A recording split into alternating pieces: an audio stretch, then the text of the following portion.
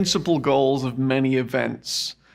The question of how you can effectively connect with the right people at the right time is something that Sarius is trying to perfect on an ongoing basis.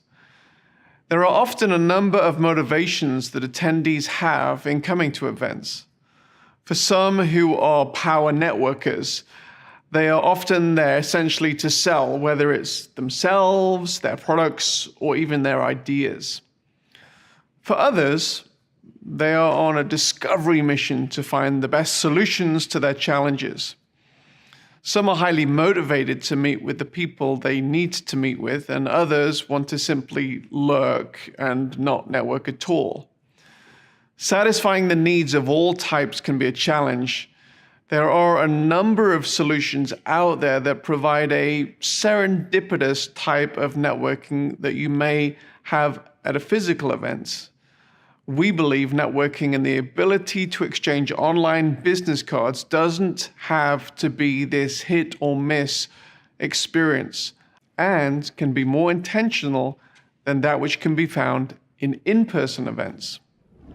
One component of networking in an online event is networking around ideas or on the basis of geographic location or affinity group. And we've already looked at this a little bit when we looked at watch parties in the main plenary sessions or breakout rooms. This is a great way to engage around ideas or unique challenges for individuals in geographic locations. And somebody says something that you like, and you can respond to them and actually network around those ideas. This is a great way of networking, and I might add, it's not really easy to implement that as a feature in a physical event. Another way to network is in the exhibition hall itself. The exhibition hall is known by various names: Expo, Sponsor Hall, Resource Center. This is a component of an event that can provide a main funding mechanism for the event producer.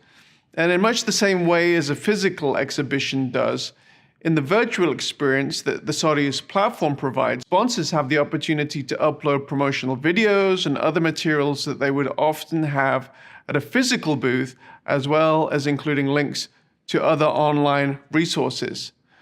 The chat window on the sponsor page allows for general discussion and networking around the services that the sponsor offers in real time. And then people can go on to have further one-on-one video conversation.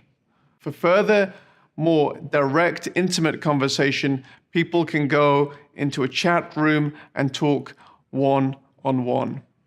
So that's pretty much all there is for this section. So let's go through our checklist.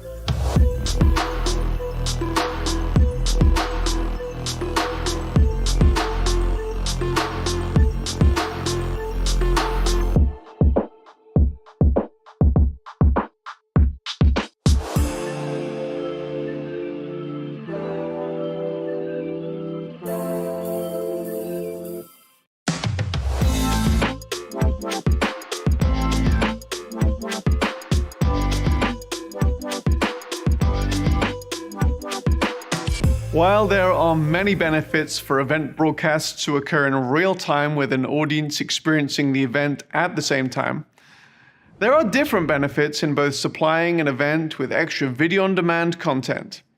This may be extra content that you build into the event intentionally from the outset of the event, maybe content related to the main sessions and breakouts, and maybe related to different audience segments. Or it may be the post-event video on-demand content. It's helpful for you to give some thought regarding how you would like the event to look after the live portion of the event is over. The immediate purpose for video on-demand content is as a catch-up service so that your attendees don't miss the content that has just occurred. This may be through including a basic DVR functionality on the live player, or having video-on-demand archives available to access immediately after the session. For catch-up purposes, you will often find that people will access this archive content close to the event. However, this demand will often gradually tail off. While you can archive your content by event session 1, 2, 3, 4, If your event has a strong speaker lineup and subject flow, it may be wise to include video archives that can be organized by speaker, by topic, or by any other genre of metadata that you've selected. Our experience shows that even old archival content can be resurrected with new demand if placed in the right setting. If building a strong post-archive experience is something you want to achieve, it's important that when you're planning for the event, you ask the basic permissions that are needed for this to happen.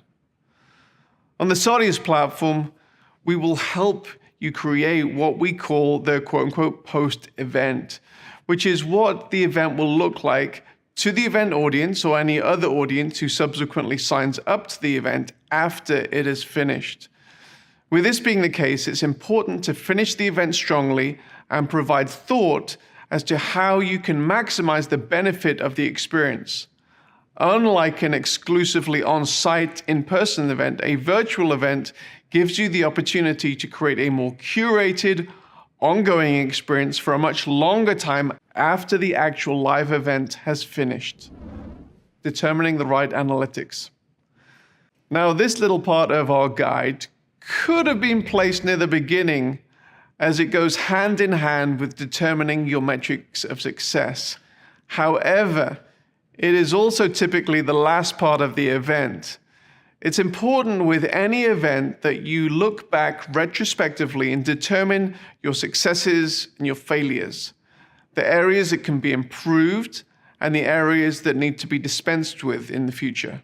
With online events, it is in some ways easier to determine the level of engagement in each component of the event, as you have the ability to quantify to some degree how your audience engaged with each video and part of the event. There are a number of ways that Sardius sets up analytics. However, as with many aspects of the world-changing event, how you set up analytics is determined in many ways by what you need to see to establish whether the event has been successful. The analytics we receive are based on, firstly, player statistics. The built-in statistic engine on the Sardius platform is focused on stats around the video players in your event.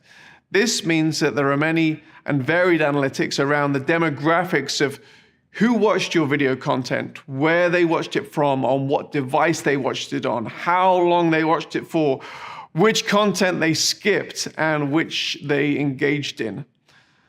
In addition to those video player analytics, you can also get page analytics. We also have this ability to apply your Google Analytics account to different components of the event. This also includes your sponsor's ability to include their Google Analytics account on their sponsor experience, which gives you the ability to track page views versus player views. This can give you the ability to track how many individuals click through on certain calls to action. And some of these calls to action may be key to your key metrics in the event. Ultimately, there's no silver bullet to ensure without a shadow of a doubt that your event will be successful. There's inherent risk involved in pretty much everything in life. However, if you follow the steps outlined in this guide, you have a much greater chance of not only knowing what you want to achieve, but actually achieving it. Obviously, as the size and the complexity of your event grows, the checklists of tasks to complete the event successfully will grow. If you're already a Sardius client, our event management team is waiting to get into those many lists of tasks that have to be completed so that you will have a world-changing event. If you're not a client, our business development team is really open to having a conversation about whether Sardius is the right platform for you at this moment to take your event to the next level. No matter if you use Sardius or not, we're rooting for the success of your events and your organization.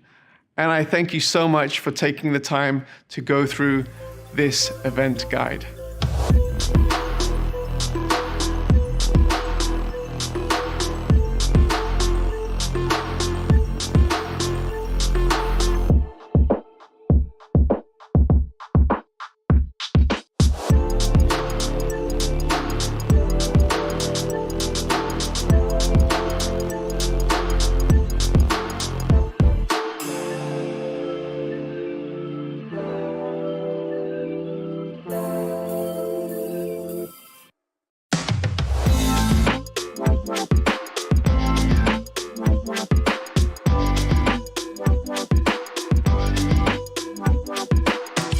There's a reason why the framers of the US Constitution included the right of the people to peaceably assemble in the First Amendment.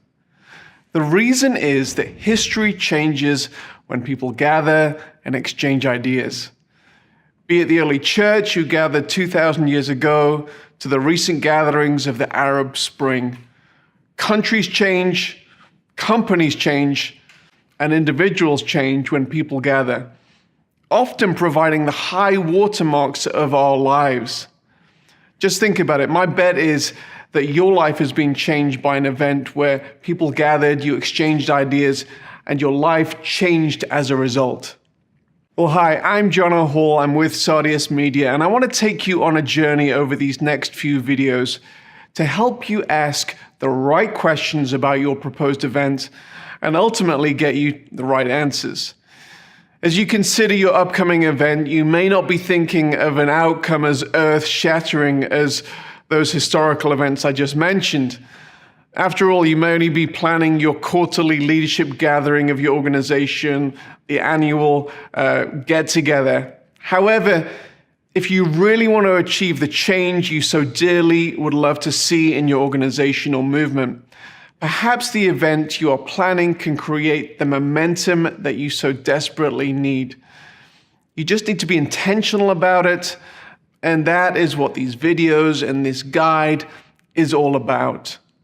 Now, of course, I'm representing Sardius Media, and in these videos, it's a given that we're going to be leaning pretty heavily in the direction of what makes a great online event. However, I'm hopeful that the journey we go on will be helpful no matter what type of event you're putting on. The questions we ask throughout these videos will hopefully lead you to clarity regarding what you want to achieve and how you can achieve it. We'll move from one video to the next, from big picture questions to the more technical online aspects of your event. We're rooting for your event success and hope that the following video and guide will help you navigate these waters. I'm looking forward to our time together. Let's get into it.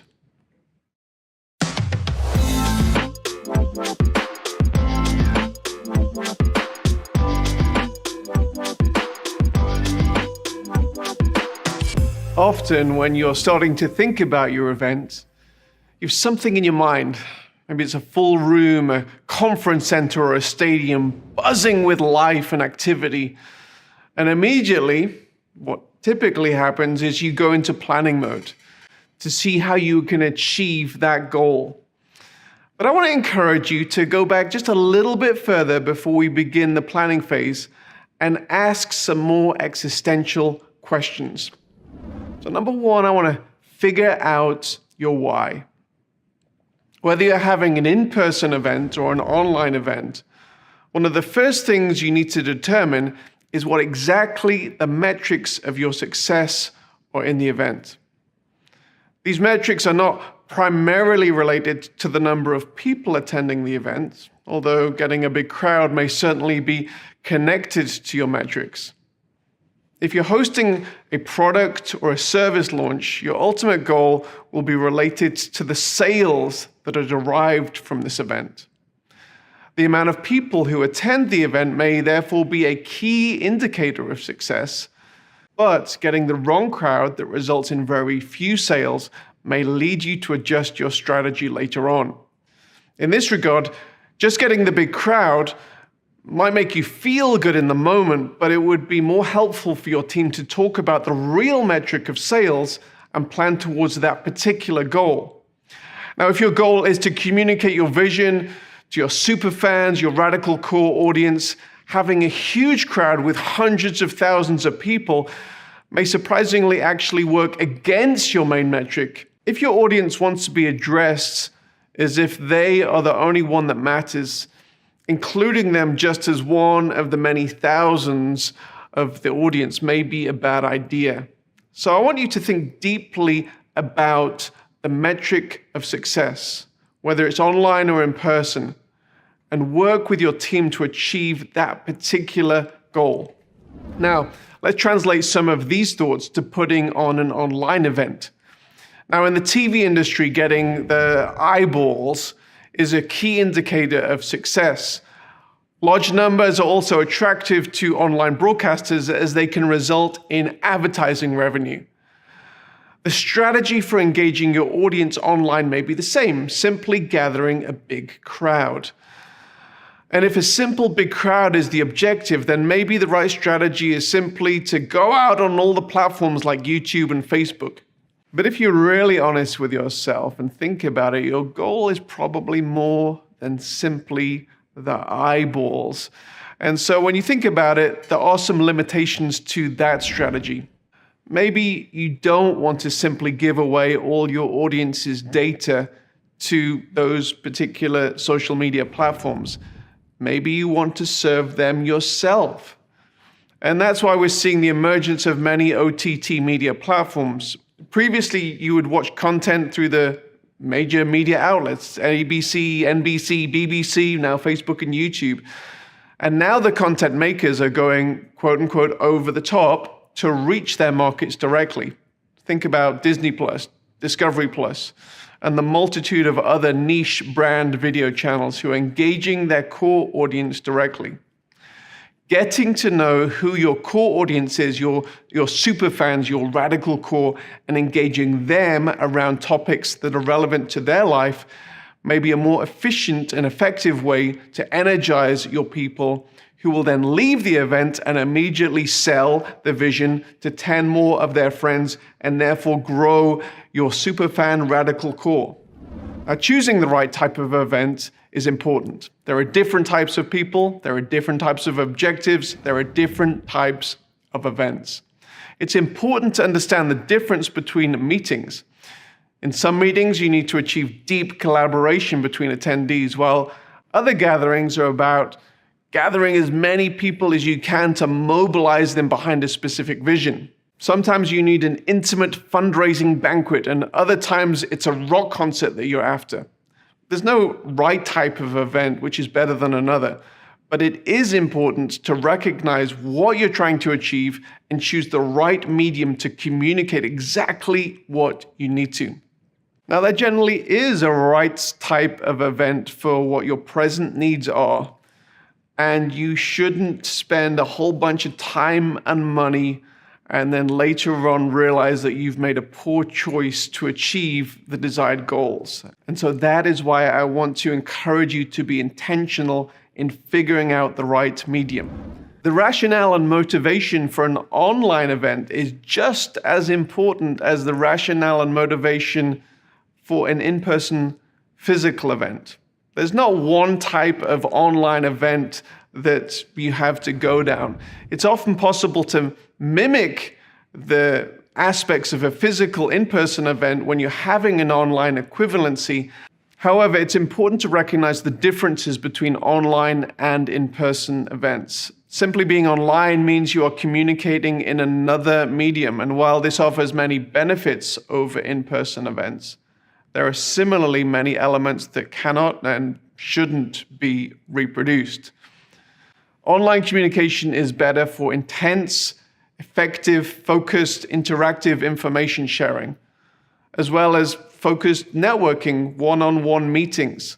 While physical events can be much better for creating space and time, more serendipitous networking, having meals, coffees, and walks. Similarly, you will never experience the intense, ear-bleeding, emotionally high experience of being in a mosh pit at a concert online. However, you can experience a perhaps more intimate, artistic experience through a broadcast feed. It's also important that you think in a correct manner about your financial budget. It is so possible for you to lose a significant amount of money in organizing a large-scale event. However, it is important also for you to consider the financial aspects in the right way. As with many endeavors in life, it's also important not to underestimate the potential financial benefits and use false economy in planning your event. Many of the components of a successful event will involve spending, and this includes your stage lineup, your production budget, or broadcast distribution budget. Often your event will only be as strong as the weakest link. For example, you may decide to go big on funding a high-end speaker or band and then skimp on the production budget. In most scenarios, this would be a bad decision. And the same is true for online delivery of your event. There are some amazing solutions being offered on the market at the moment, and it's important that you don't skimp on providing an amazing experience for your audience. Now, we have advised many event coordinators who are hosting large events, and often the first component that is considered is the lineup of presenters on stage. Maybe it's famous bands and speakers who will have the ability to gather a crowd. Gifted and charismatic stage personalities are great, and they may form a component of your overall strategy. However, it's imperative that before you invite any presenters, you are clear about your metrics and your narrative. Now, the narrative is the story behind your event, the reason why your audience will want to attend your event rather than the other events where the same speakers and the bands will be attending. Discovering your narrative is typically a process which begins with discovering your why in hosting the event and the why your attendees have for attending. Now, following tried and trusted methods of storytelling and communicating your narrative is helpful for both in-person and for online events. Thinking of your potential attendees as the hero of the story that you are inviting them into, and with you as the trusted guide, is ultimately helpful to all parties and the vision which you would like to invite the attendees into. It may be that you're giving your audience a unique experience and opportunity to get involved in the most life-changing movement. And if that is true, you need to recognize and find ways to communicate that vision that involves your audience. This narrative must be communicated through your event brand guide and your written and video communication as you promote your event. Now, while this is true of all events, it is helpful not to miss this element when it comes to planning your online event, and consider the unique online methods to respond to this narrative. Determining your stage lineup. Who can communicate your goals most effectively in spoken, written, or musical form? Often the impetus, even the existence of an event, comes from the lineup of speakers, subject matter experts, influencers, and musical artists. While this may be the main hook to gather a big audience, the simple ability to gather an attractional stage lineup should not determine your event. The why and the narrative should always come first. Individuals or groups who present or perform from your stage need to serve that particular vision and narrative. And if this doesn't happen, there is a possibility that you, your audience, and your guest speaker will come away from this event feeling used, and this lack of cohesion almost never achieves the worthwhile purposes for which you started out. Now, when considering either a hybrid or a completely online event, it's important to consider the different mediums of communication you're employing. A stage in front of 50,000 people in an arena versus small screens in front of 1 million people are two entirely different mediums. Although the latter is reaching a much bigger audience, a small screen is always a much more intimate medium and requires an approach where the audience is being addressed in a more direct, one-on-one manner, much like I'm doing now. When considering your lineup, also consider how you're going to communicate to both audiences most effectively, and consider how your lineup is going to do this. Audience engagement is important in both mediums of communication. Now, it's clear to all of us that the world was taken by surprise by the COVID-19 pandemic. And the one question that we've received more than any others throughout this time is predicated on the longing to return to in-person events, but then people say how things will change in a post-COVID world with regard to online events. And our response has long been that we also long for the return to in-person events that we're seeing now. However, online events are not going away. Even before COVID, the online component of events was increasingly in demand, and the complexity was also increasing. So this is an area you shouldn't ignore for too much longer. So that's pretty much all there is for this section. So let's go through our checklist.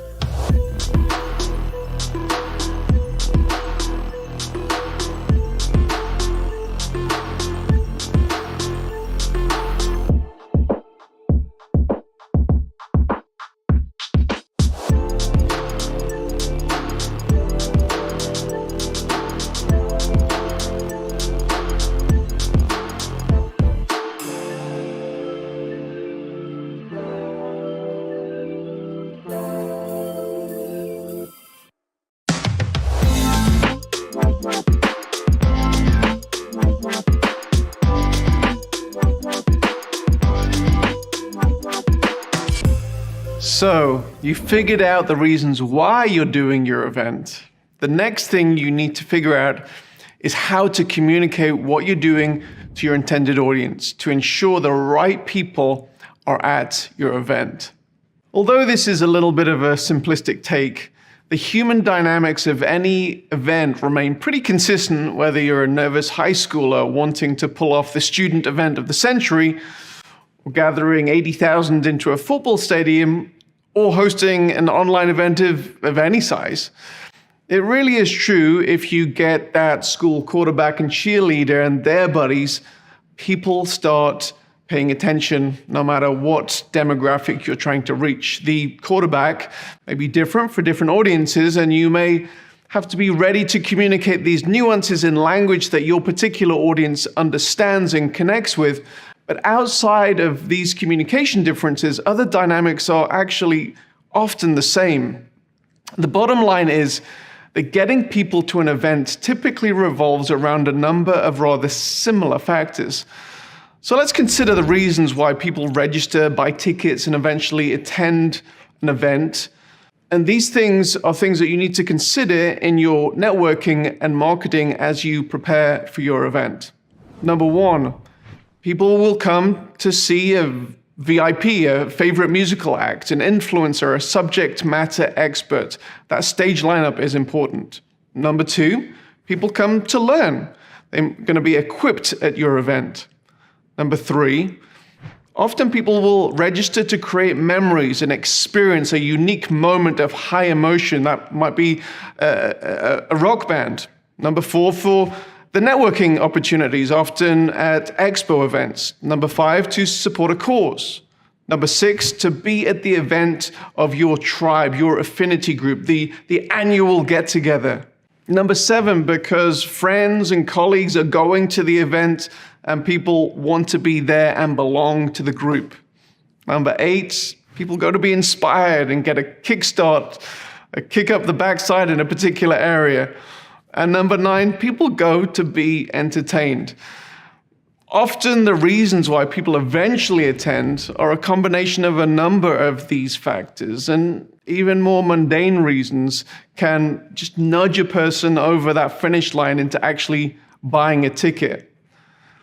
Now, we've talked about marketing, and it may start with emotion, narrative, and vision, and these are all great things, but the mechanics of getting the right amount of people to your event are just that. Mechanics.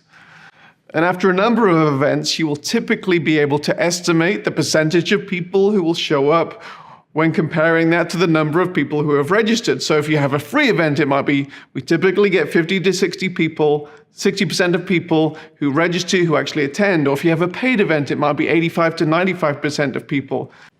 Also, the same dynamics of giving attendees a nudge to register with tools like giving a price break for early bird purchases, maybe a coupon code or an opportunity to be part of an exclusive component of the event, like a VIP group. They're seemingly mundane, but they can be surprisingly effective. Therefore, it's important to employ a number of marketing strategies when inviting your potential audience.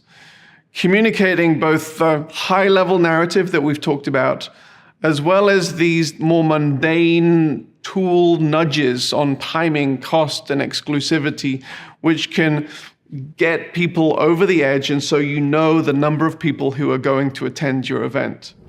The next question is, who do you want attending your event? As we've previously mentioned, it's important to narrow in on the goals of the event that dictate who should attend. The value of success isn't always determined by the number of people registering. The question is, do you want the people who are attending to maybe complete a particular action after the event? Do you want to inspire a certain demographic to do something as a result of the event? Answering this who question will dictate your marketing strategy and the critical criteria of success moving forward. Next, why attendees buy your tickets. Knowing that it is typical for a person to buy a ticket due to several factors, which we've mentioned, it's important that you are aware of the channels it will take to communicate those reasons to a particular audience so that they can hear your message and then register. These vary per organization, and therefore it's important for you to think about your own unique situation. But these typically include things like word of mouth. Personal recommendations in any industry, in any vertical, is typically the best way for people to join up. But we can combine with that other things, exclusive invitations, incentivizing a certain group to sign up. Maybe it's an influencer recommendation. It's not just a friend, but it's somebody who the particular demographic really recognizes and admires, who recommends people sign up, is always helpful, and typically one of your best forms of marketing. Because one of the main reasons that many attend an event is because other people they know are attending, it's critical to get the mavens in a particular social group to sign up, those people who are early adopters. Number 2 channel, social media marketing. This has become such a pervasive way of communicating to today's generation. Providing value through social media channels is always a good precursor to then inviting the audience through normal posts or through paid advertising. And then number 3, your traditional advertising channels of TV, radio, print, pay-per-click, banner advertising can still be effective to reinforce your message. And getting all 3 of these channels to come together is often the way to get people across that finish line. It's also important to distinguish between the reasons people will buy a ticket or register for your event and the reason they will remember it. Your brand values and the reason they feel connected to your tribe, which will result in word of mouth recommendations and repeat visits. The brand value is built through the value that you deliver at the event, which could be as little as providing value through a networking platform. But real loyalty comes when you can actually create unique and memorable experiences. And this leads us in to the building of the event. So that's pretty much all there is for this section, but let's go through our checklist.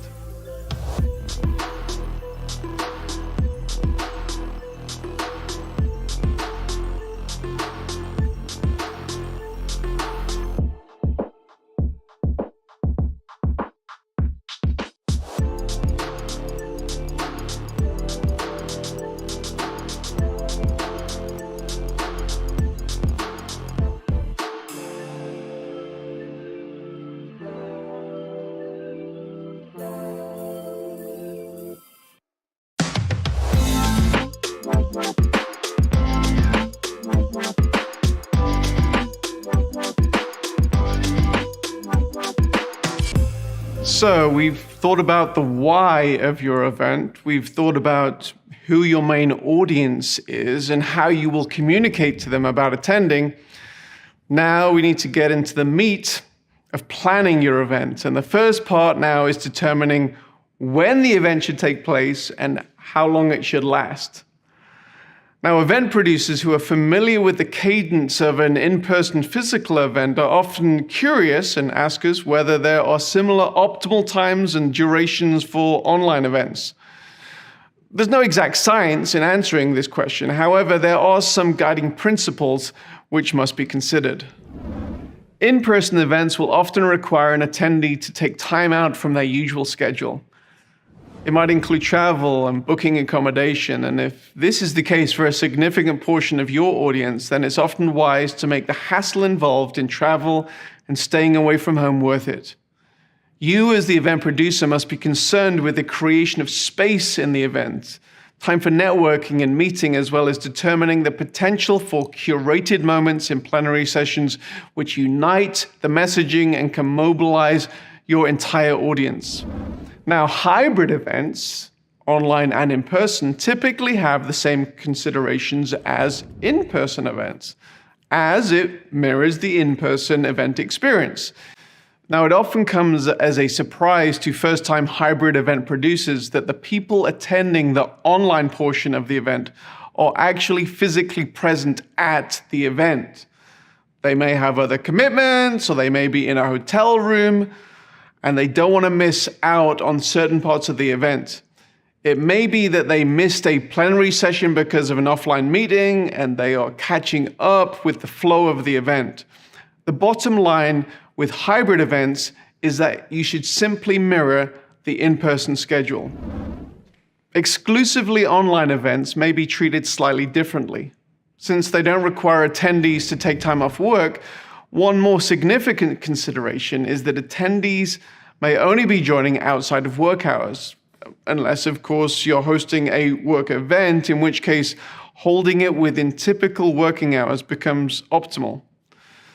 Many in-person expo-type events have very little main stage time and spread the event over a number of days so that attendees can network, have offline business meetings, grab a coffee or lunch together. These same components are not all present with online events. The event isn't constrained by a physical place, and therefore the times when aspects of the event happen will differ. It's important that you give thoughts to when your main plenaries in a virtual event happen for this very reason. If you typically have longer, more drawn-out plenaries, you may think about condensing your main program slightly time-wise. I might add that it's important not to swing the pendulum too far in the other direction. It's not unusual for our project managers to advise clients on the need to actually include breaks in their schedule when they have multiple back-to-back one-hour sessions. In addition, while you can't grab lunch with someone online, there are still numerous networking tools that should be factored in your event. Maybe give thought to how your event can be more than a simple one-way broadcast. The question remains, when should you schedule certain components within maybe a multi-day event? Now, there are no hard and fast rules. You know your audience, and we can have constructive conversation about that. But we typically see a few general rules that are different than in person. We often see spikes at the beginning of an online event in a much greater way than we would in an in-person, where people may arrive late. And then, as with in-person event, we will see spikes when top bill presenters, music acts, or VIPs are on stage. And so hopefully that's helpful as you start planning and thinking about the timing and the duration of your event. So that's pretty much all there is for this section. So let's go through our checklist.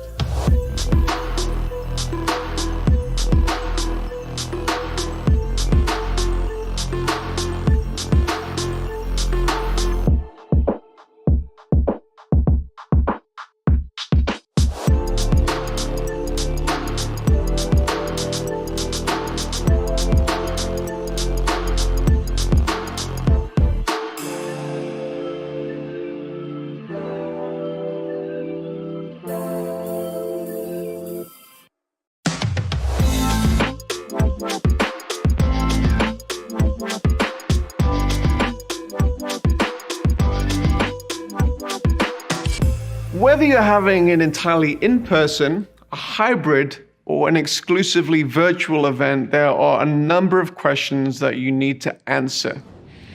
One of the first questions is related to venue and production. Often this seems to be answered more easily for in-person than online events. It's natural that if you're having an event for, say, 15 people, you may choose to have it in a boardroom and ensure there are enough snacks and refreshments in the room for the duration of the meeting. And then if you're having a 15,000 person event, you're going to rent an arena with adequate audio-visual production so that the audience doesn't have any challenges with seeing or hearing what is going on. Now, similar principles are true for online events, and yet sometimes the production elements for online events are not thought through thoroughly.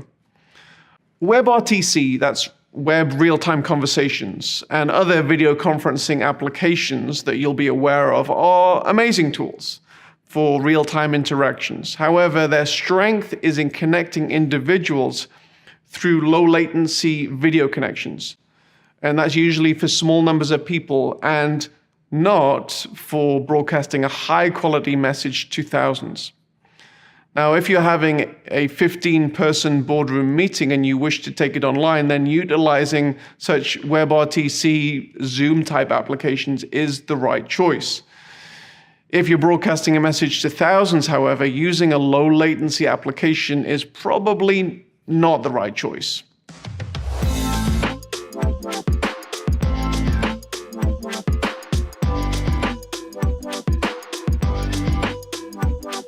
Now, the first answer to this question is production value. If an individual is invited to present a TED Talk type presentation, there will often be nerves involved. The individual has to get the presentation just right. There are numerous books on the market of how a person can do this effectively. In addition to the person's presentation and how they look on the day, the presentation is typically given on a thought-out, clutter-free stage with high-quality cameras placed perfectly, lights, audio, visual, which mean that the only thing that is focused upon is the message itself. Everything is just right to present that message. Video conferencing lends itself to convenience, extemporaneous communication, and ultimately disposable content, which is often not the right feel you want to go for when you're going for a high-quality presentation. While a presenter can prepare their content in a similar manner to a TED Talk, presenting it through a webcam in a home with poor lighting, poor audio, and distracting background, with a high risk for video dropout and audio sync issues and typically no tech help, it's not often the most ideal solution. It must be noted that there are definitely ways to improve the production quality of video conferencing conversations. Recording on a higher quality camera with better lighting, audio. However, these things can often be logistically challenging, especially if you're dealing with a presenter half a country away that is slightly tech challenged. Number 2, the buffering issue. Now, personal experience and larger analytic studies reveal that audiences hate buffering. Frame drops, other glitching in video, low latency video technologies currently make the risk of such occurrences happening much, much greater. And the risk is only increased with a larger audience. To avoid issues like this, when presenting to larger audiences, we suggest that you utilize a professional encoding solution for such live situations. Now, thinking about what you want to communicate and how that will be communicated needs to be a holistic process, whether you are planning in person or online. What is the content? How is it presented via video? i.e., what is the production quality? And what platform you are using to present it are all relevant questions to answer. Sardius, we have a high-quality interactive platform. However, if the production quality and the content of the video is not very good, then the overall experience will not be a compelling one.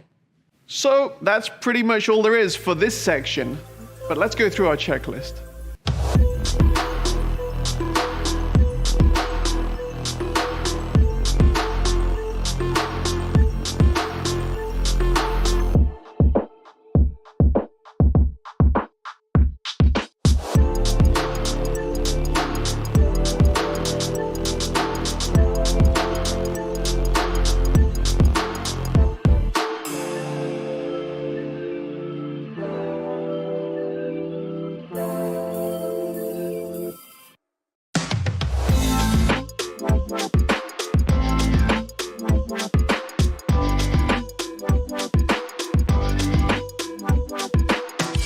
In this session, we're going to be talking about a subject that may seem very administrative, and that's registration. In actual fact, the conversation you have around this very issue actually determines a whole lot about your event and your attendees' experience. So let's jump in. Determining whether your event should have a registration wall is one of the first practical considerations in building your event, as this will be the first thing that is built. It may be true that you can attract a bigger audience on social platforms such as Facebook or YouTube in a short period of time for relatively little cost, but the challenge with this approach is that it's Facebook and YouTube that are the ones who reap the benefits of knowing and serving your audience rather than you. The future of all media delivery is undoubtedly increased customization for the viewer. And the real question you need to be asking right now is whether you want social media platforms to be the one getting to know and serve your audience, or whether you want to be the ones doing that. Registration walls, whether they are paid or free, undoubtedly place a barrier of entry in front of any audience, and a barrier that undoubtedly reduces the amount of attendees. But on the flip side, it also significantly increases the attendees' commitment to your event and to your cause. It communicates a level of exclusivity which is often desirable, and it can significantly cover the costs of your event. Social media strategy should certainly be a component of your overall marketing strategy. However, limiting your content delivery to a single platform decreases your ability to know and to serve your audience effectively. One of the key strategies that we advise at Sardius is to host your event to your own URL and thereby increase awareness of your website and your online community. Sardius will typically host your event at a subdomain of your URL. For example, we often put like a subdomain watch.yourhomepage.com. This integrates with your online home and cements this location as a place for you to serve and interact with your audience effectively. We often advise you to use your social media channels not only to engage your audience with your message and market the event, but also to add value through broadcasting introductory or maybe free public-facing plenary or breakout sessions, which ultimately then point back to your event URL address. And maybe we say clip out certain highlights throughout the event and throw it onto your social media channels. If you don't have an extensive social media presence, it might be advisable to utilize some channels of friends, maybe sponsors or other friends that do have a significant online social media presence. And in that way, you can syndicate valuable content, which can ultimately grow your audience. Now, once you've determined that you wish to create a registered event, another key component to this decision is whether the event will include a paywall or not, and also what type of information you need to collect during this registration process. So we'll go through a few of those type of events. Let's look firstly at the free event registration.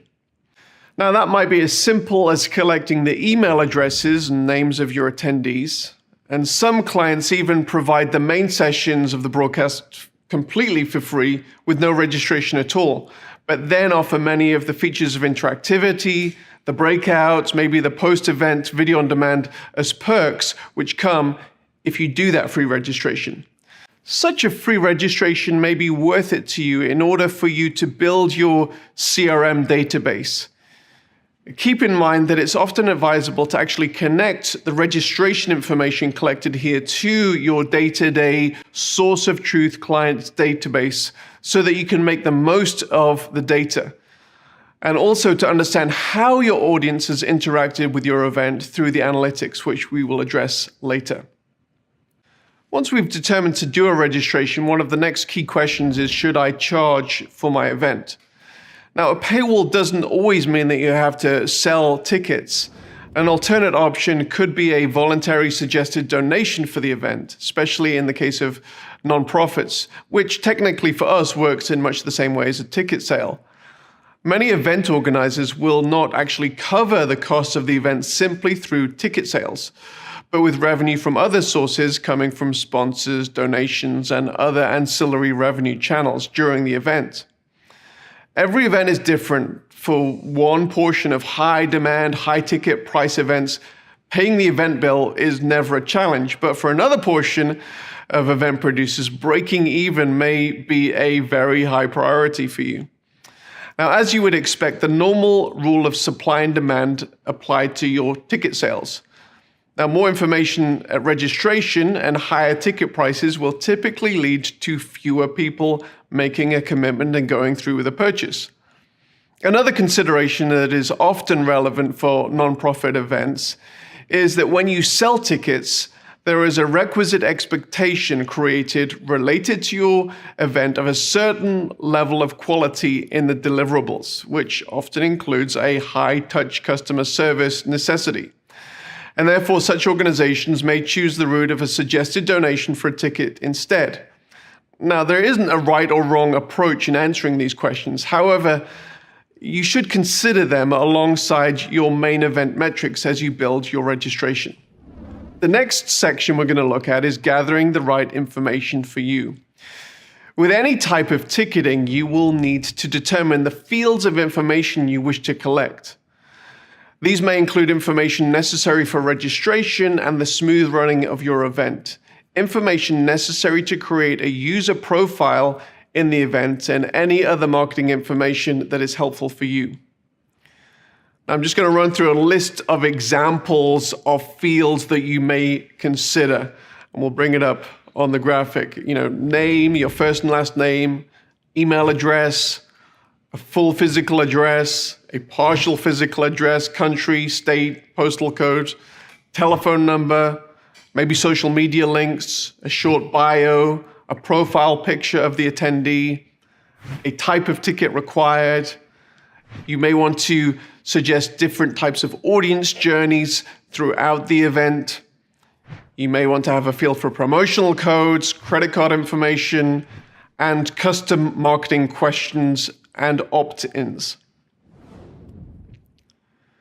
As we look at these fields, one of the questions that comes up, should I be concerned about privacy issues in collecting this data? As more and more companies have profited from using the personally identifiable information, PII, of their constituents, privacy concerns have become an increasing concern for any online endeavor. Now, in many countries around the world, legal frameworks have been created to protect citizens from the unscrupulous practices of certain online companies. Now, even if privacy concerns are something that you have never considered before, it's important, if you have an online presence and you collect any kind of personally identifiable information, that you give it a little bit of thought. If you have a web or an app presence, now would be a good time to develop your own privacy policy, terms of service, and perhaps a cookie policy to communicate that you are not one of those unscrupulous organizations who are going to sell data to the highest bidder. As you build the registration of your event, it's important to display these policies to your audience to communicate how you are using the audience's information. We typically find that displaying these opt-ins at the point of registration is the right place to communicate these policies. Related to these privacy issues is obviously GDPR, CCPA, and other legal requirements around the world. Now, if you have a significant audience in Europe, UK, or in California, it's important that your online event is compliant with the General Data Protection Regulation, GDPR, EU and UK, and the California Consumer Privacy Act, the CCPA, respectively. You are responsible as the data controller of your constituents' information. And in a subsidiary manner, Sardius Media is responsible as a data processor for your constituents. Other jurisdictions around the world have similar provisions to GDPR and CCPA, and Sardius tries to keep up to date with many of these. But we've placed an emphasis on compliance with both GDPR and CCPA, as these up to this point have been the gold standard in relationship to privacy compliance. Sardius will provide you with all the relative documentation regarding how we use the information to aid in the smooth running of an online event, and will require you to give permission so that we can process your data. The next question in building your registration is, should I limit the number of devices per registration? Privacy issues are nothing to be afraid of. While you shouldn't be using the personal identifiable information for purposes for which you're not authorized, obtaining the consent of attendees to opt into your calls to action is often exactly what both you and the attendee want. Business models moving forward will increasingly rely upon the organization's ability to customize their services and communications to their clients. I find it both reassuring and convenient to walk into a local coffee shop where they know your name and they've already prepared your coffee. One barrier to collecting this information, however, is when individuals share their username and passwords. And this has been a problem that Netflix and many of the other online video platforms have to deal with. When Barry from accounting tweets out his access codes and suddenly 1,500 people are using it, you have a lot of useless information about Barry. Added to the fact that you may have missed out on selling many tickets and a lot of money. For these reasons, we recommend that you limit the amount of devices per registration. When an individual buys a ticket or registers to a Sardius-powered event, a unique token is created per registration, and that is used to create the individual event journeys throughout the event. It's also possible to restrict the amount of devices that can access the event on that token. As you build the registration, it's important to consider your goals and whether you wish to restrict each token to a specific number of devices, whether it's 1 device, 10 devices, 20 devices. Audience journeys. You may choose to develop an event where every attendee is served the same content the same way. Alternately, you may wish to create an event where the audience either chooses or is placed in a custom journey related to their audience segment. In much the same way as you have choices in an in-person event, you need those same choices online. Now, this may change what content that audience segment sees, which user interface they interact with, and which other attendees they interact with as well. You may build an event where attendees get to choose what components of the event they wish to participate in and when they want to participate in it after they've entered the event, or these choices may be made by the audience during that registration process. I'm going to run through a few examples of choices that the audience can make either before registration or after registration. The first one is audience segment. Do you have a leaders track and a youth segment and a VIP segment that needs to be served different experiences, different content than the general audience? This might be determined by a ticket type in the registration process. Secondly, breakouts. Do you have multiple breakout sessions in your event, some of which should be attended by different affinity groups? Again, it is possible for individuals to opt in to this right journey for them in the registration process and therefore make an indication of which breakout they will attend at that point. Chat watch parties. In larger events, it's not advisable to have the entire audience in one chat window. Obviously, depending on how interactive the audience is. As a rule of thumb, I always say if you have an audience over 1,000, you may consider breaking your audience into watch parties by maybe geographic region or affinity group. Selecting skilled and appropriate moderators in your watch parties can add a significant value to your event. Moderators might be subject matter experts, maybe regional representatives, or maybe in a church it might be a group pastor or a cell group leader.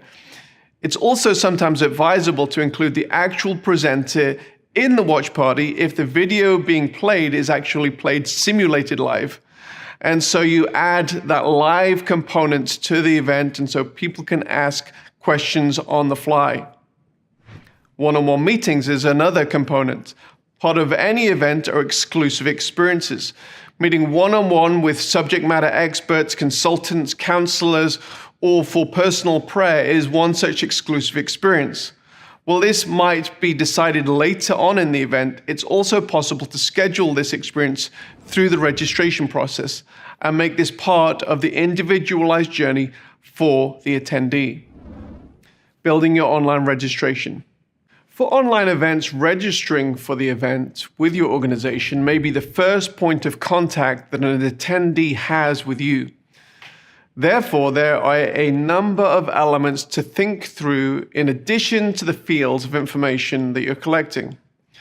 And these ultimately relate to assets that our project managers and event managers typically ask you to provide us with. Firstly, the design of the ticketing. You need to be thinking about including your event branding in the ticket. Secondly, confirmation message once registered. This is the page that appears immediately after registration to indicate success in registration. We have some stock confirmation pages, but advise you to customize this message as it's from you to the attendee.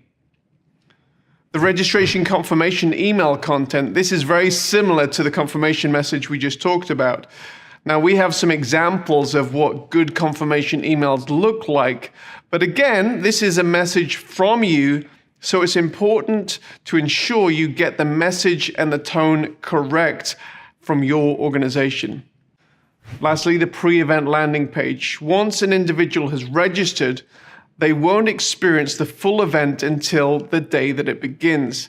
However, it is still possible to move the objectives of the event forward with an effective pre-event landing site.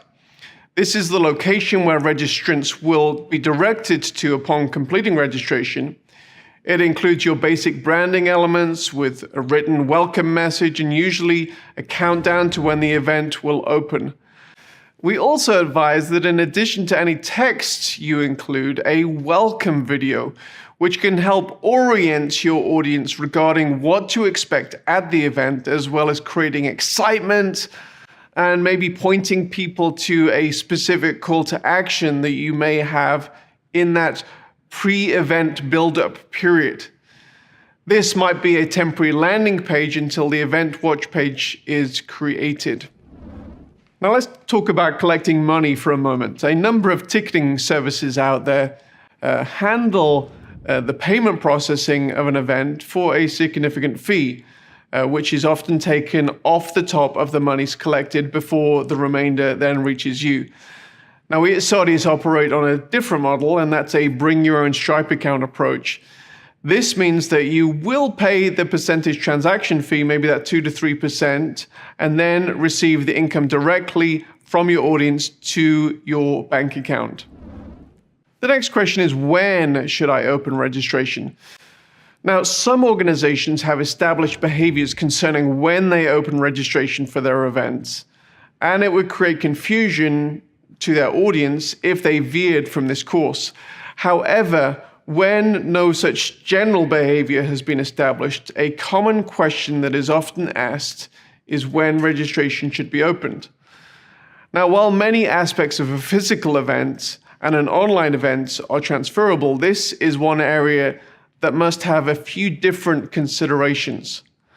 An in-person event will often require the audience to take time off work, or at least their day-to-day schedule if it's an internal organizational event.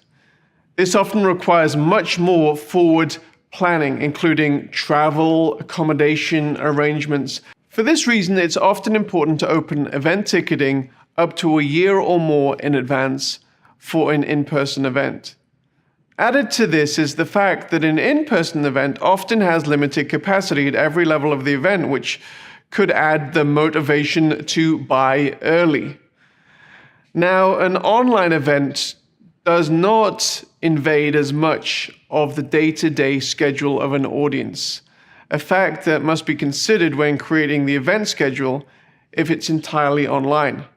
and therefore opening up the registration closer to the event and building a clear communication plan from the start of the registration to the end of the event and beyond is something that should be considered. For hybrid events, you may even consider opening up the online portion of the registration later than the in-person portion. While you can still utilize early bird pricing in online events have no real space limitations for the size of an audience. While you can utilize early bird pricing in online events really have no space limitations for the size of the audience. This doesn't mean that an event should have an unlimited registration. Unique limited experiences based on human limitations of breakout watch parties or VIP one-on-one consultations may create that exclusivity that is often a big selling point for an in-person event. So that's pretty much all there is for this section. So let's go through our checklist.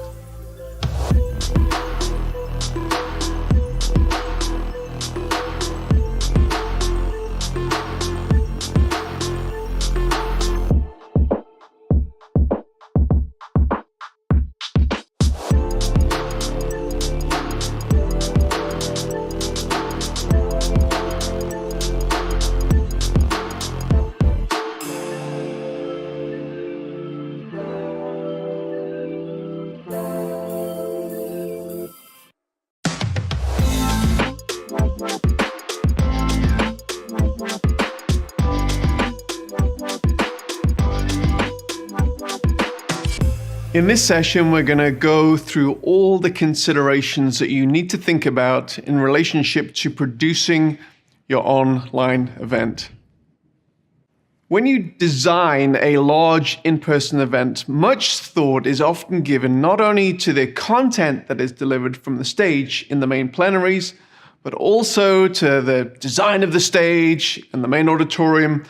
Also critical is the decor, flow, and hospitality from registration through the main sessions, the breakout seminars, the layout and the movement flow of attendees moving from main session to the exhibition hall, let's say, and finally, the time and the spacing between sessions. All of this process, along with thousands of other considerations unique to your organization, takes time and consideration. The bottom line is the way that the event is designed communicates to attendees their value and the value of the experience. Design gives us the opportunity and the ability to create the correct emotion and feeling needed to highlight the importance of the content that is being communicated in your event. Now, similar motivations must guide the approach to designing an online event.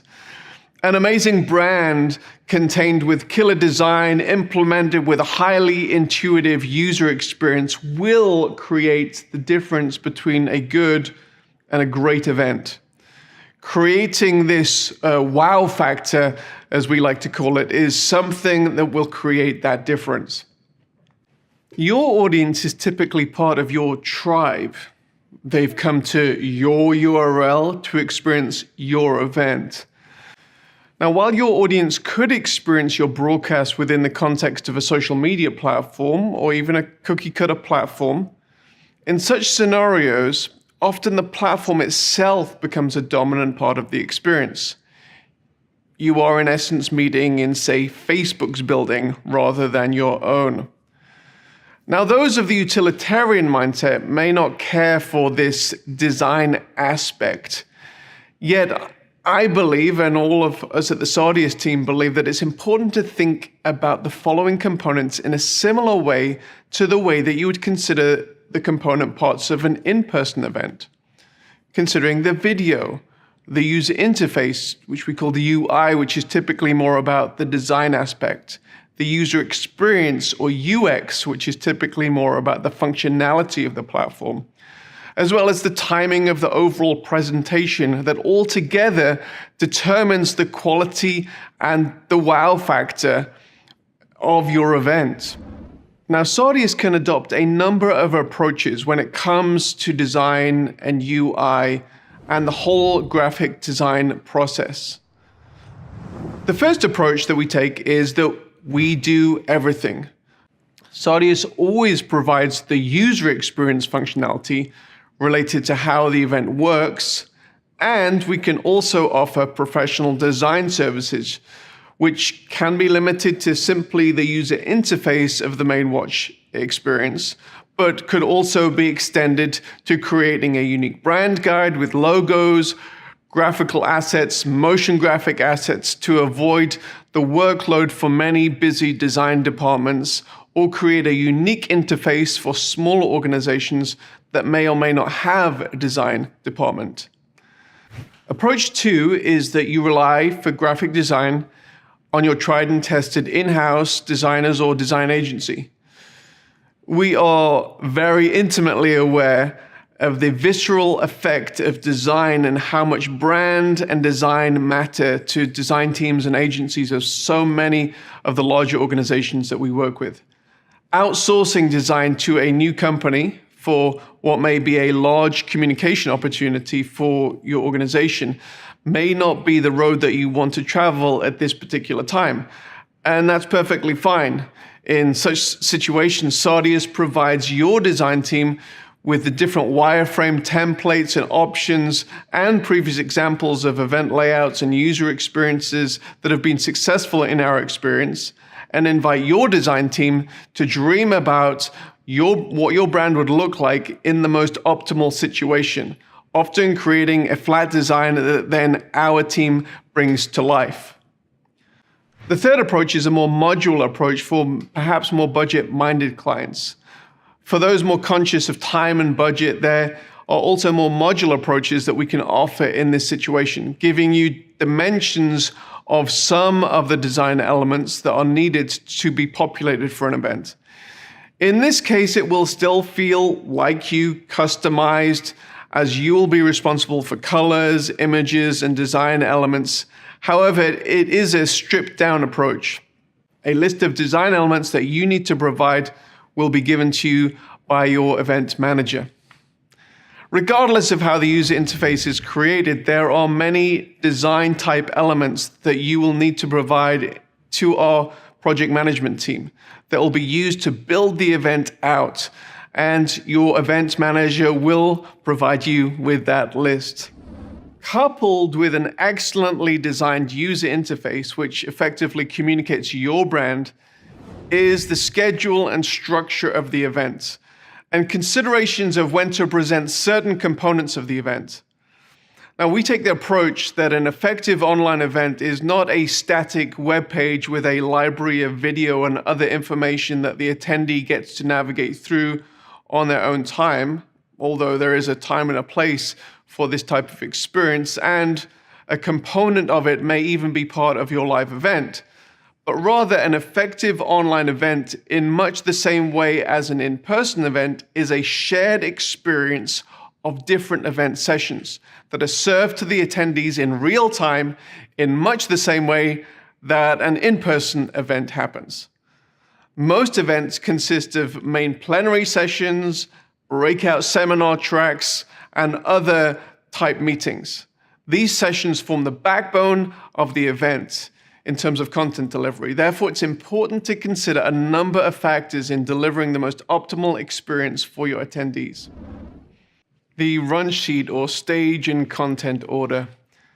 Before considering anything technical, one of the most important tasks you as the event producer will have to undertake is developing your event run sheet. This will require you to think through your overall event purpose and metrics, what you're trying to achieve in different parts of the event, and how do you want to structure the communications and the content flow of the event to achieve those goals. Now, traditional in-person entertainment will often build towards the best entertainer who is topping the bill, which typically happens last or close to the end of the event. While you might consider this, it may also be helpful to think of your entire event in the same way that you would consider a single presentation. Create a story arc that ultimately underlines your calls to action more effectively, or helps you train your audience in sequence. One of the main benefits of online events is the ability to include presenters from around the world in a way that would not be possible if they had to travel to your event at an in-person location. There are a number of effective softwares and simple templates available to help you manage your minute-by-minute run sheet for the event. Just be aware that despite all of your careful planning, many, maybe most, run sheets